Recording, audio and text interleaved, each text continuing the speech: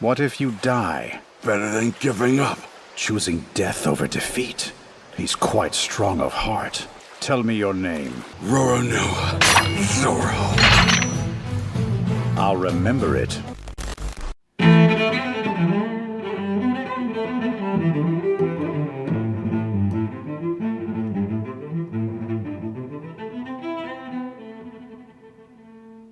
Hey my dear pirates, you are on channel Straw Hat's One Piece Theories, and in today's video we're going to talk about Zoro's scar and how Mihawk could have been the real responsible for that mark on Zoro's face. In a past video we talked about the Reaper that Zoro witnessed in his fight against King and how that could be a demonstration that Zoro had crossed the bridge between life and death to increase his powers. So would Zoro's scar be the beginning of this training? Could it be that Mihawk was the person who unlocked this ability in Zoro by causing him that scar? Will Zoro one day reveal to us the secret of his left eye? Well, we're going to analyze all this in today's video. So if you want to be a pirate king like me and achieve eternal glory, go ahead and press the like button with all the power of your devil fruit. And if you're new here my dear sailor, already subscribe to the channel and don't forget to activate the notifications bell so you don't miss any new video, okay? Then join this crew that will dominate the entire Grand Line and the New World. Now without further ado, let's get to this epic video.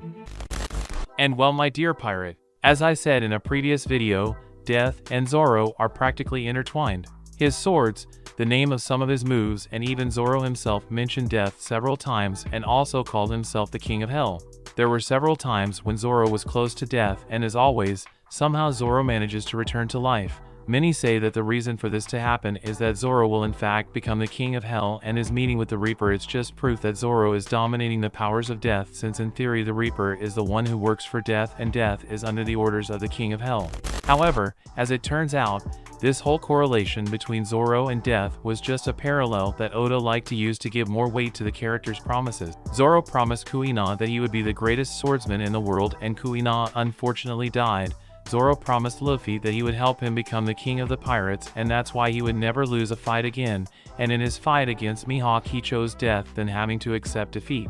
That is, it seems that this parallel that Oda created between Zoro and death ended up going too far, and maybe that could even explain the scar on Zoro's left eye.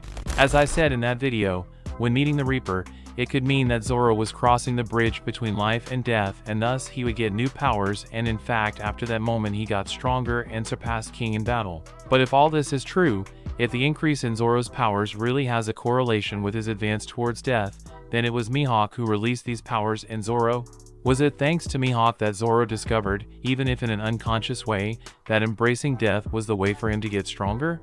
Well, that might make sense if we remember that when he met Luffy, Zoro was marked for death, but he was saved by Luffy, who invited him to become his partner on the journey. However, it was in his fight against Mihawk that Zoro witnessed death up close for the first time. Mihawk himself was surprised by Zoro's willpower in not being defeated and humiliated to the point of wanting to give his own life. This made Mihawk interested in that young swordsman who had challenged him, so much so that he later made him his disciple. So I believe that while training, Mihawk tried to extract as much as possible from Zoro. I myself said that in another video about Zoro's scar, but in that video I just said that maybe Mihawk made that scar as proof that Zoro was already ready, not yet to surpass him, but at least he was ready to go his own way to become the greatest swordsman in the world.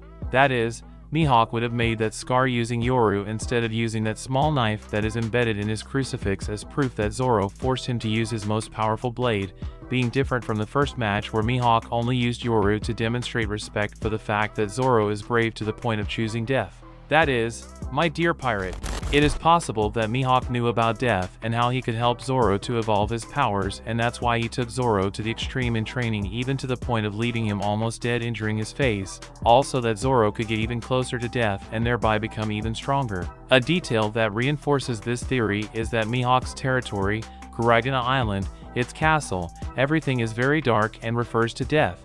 In the past that place suffered from a war, and if we notice, the hills of that place clearly refer to the movie, The Nightmare Before Christmas. And this movie clearly has a tone of horror and death, even though it's a Christmas movie.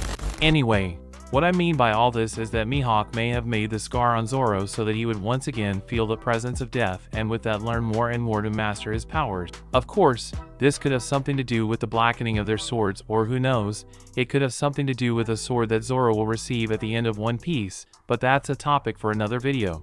But now I want to know your opinion about everything we commented here today. Do you think Zoro will use death as a source of power to evolve his powers? Was it for this purpose that Mihawk marked his face with that scar? Will Zoro's final sword have anything to do with death and the Reaper?